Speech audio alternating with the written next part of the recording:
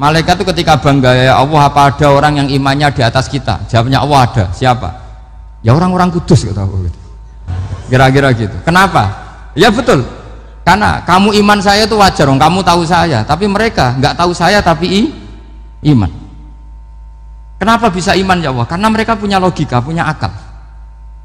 Akhirnya Imam Amudi disuruh sama Allah presentasikan logika tauhid kamu lewat jalur matematika. Malaikat disuruh dengerin semua. Isma'u ya malaikati, ini mimpinya wali. Terus Imam Amudi mulai mengajarkan nisbatul isnaini ilal wahid wa nisbatus salasa wal arba'ah ila ma la nihayatalah niku binisbatin wahidah, yaitu far'un minal asli wa huwa al wahid.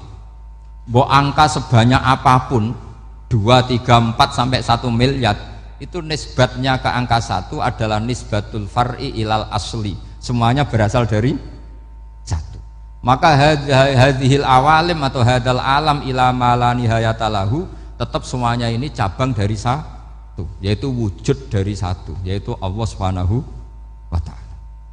Sehingga semenjak itu ditiru sekian ulama, akhirnya malaikatnya mantuk karena kepastian kalau Allah satu yang diyakini malaikat itu sepasti logika yang dibangun orang-orang manusia ini, padahal tidak ngerti Allah Subhanahu wa ta'ala karena pakai akal. Sehingga di pondok itu orang harus ngerti mantek. Orang mantek itu ilmu yang jelimet tapi menyenangkan. Biasanya sing sinau ambek rokokan, sawangannya kayak filosof. Jadi paling gak agak paham dia alasan. Penting nikmati rokok, tak pikir nikmati pemikirannya, ternyata nikmati rokok. Kayak kemarin saya datang ke resepsinya Gus Agil, saya itu tertawa terus karena dengerin Habib Mutahar. Saya membaca bahayanya rokok, setelah tahu bahayanya saya berhenti membaca. Tak pikir itu kan setelah tahu bahayanya saya berhenti merokok, ternyata enggak. Saya baca bahayanya apa? Merokok. Setelah saya baca, maka saya berhenti membaca gitu. Bukan berhenti merokok. Itu ilmu kelas tinggi seperti itu harus mantap. Pernah beliau ditegur dokter, "Beb, kalau rokok terus nanti mati." "Tenang saja, saya masih bawa korek." Dikira itu kan orangnya yang mati, ternyata beliau enteng saja. "Santai aja dok, saya masih bawa korek." Jadi saya bukan nyarankan santai rokok, tapi orang rokok itu memang punya logikanya sendiri. Kalau Banafek Hajen itu masih pernah bahasa juga, karena Banafek juga turunan Mbah Mutamakin. "Hak, rokok itu haram tau ora?" "Nak cara kula darani haram sebuti Mbah." "Lah iya, nak haram ya bener aku. Mulane tak obong, barang haram apike diobong." Jadi saya sama orang-orang sepuh itu tidak pernah menang.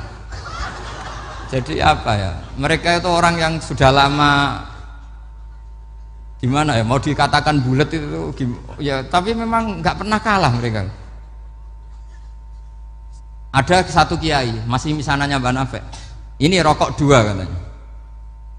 Bagi yang nggak ngerokok berarti membiarkan 2 haram masih. Bagi yang merokok berarti mengurangi haram. Kalah lagi saya. Jadi saya tuh pernah dibully 2 mbah saya karena 2 mbah saya ini rokok semua. Akhirnya saya sing nom ngalah gitu, karena saya tidak mungkin bilang sing waras ngalah karena kalah sepuh gitu. Jadi ya sudah, mau tidak mau harus bilang sing nom kalah. Tapi yang penting itu kita mendengar. Jadi ternyata sepinter-pinternya kita itu mesti kalah pinter sama yang sepuh-sepuh itu. Jadi kalau tahu bahayanya rokok lewat membaca ya harus berhenti merokok. Berhenti membaca katanya. Nah malaikat ini cerita lagi malaikat. Saya memang dari awal niat hormat Raden Asnawi karena buyut-buyut beliau itu ketemu di buyut saya. Saya ini turunan Mbak Asnawi sepuh.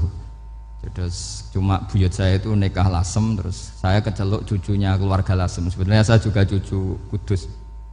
Tapi terus alhamdulillah sekarang kembali karena buyut saya menyuruh saya ngajar di Damaran, terus sampai sekarang saya ngajar di Damaran. Tapi buyut saya itu masih lahir di Damaran. Namanya Mbak Hafsah, itu Hamsah binti Maksum bin Soleh bin Asnawi sepuh. Sama seperti nasab di sini Raden Asnawi, Mbak Abdul Husnan, terus Nyai Ayu Sofiyah, terus Mbak Raden Asnawi.